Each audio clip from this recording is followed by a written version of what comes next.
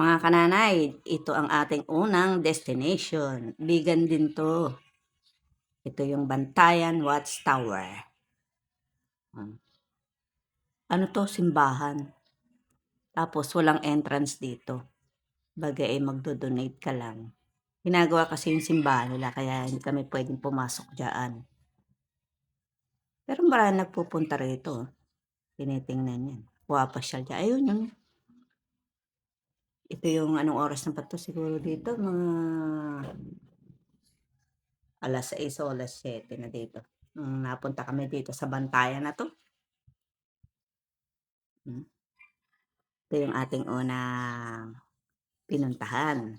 Para stopover na rin kami kasi layo din nung Bulacan to Ilocos, so wala pa kaming pahinga 'no. Yung driver namin kailangan mamahinga, oh, 'di ba? Ayan oh, Bantayan Watchtower. Nakarating din kami dito, ang layo 'no.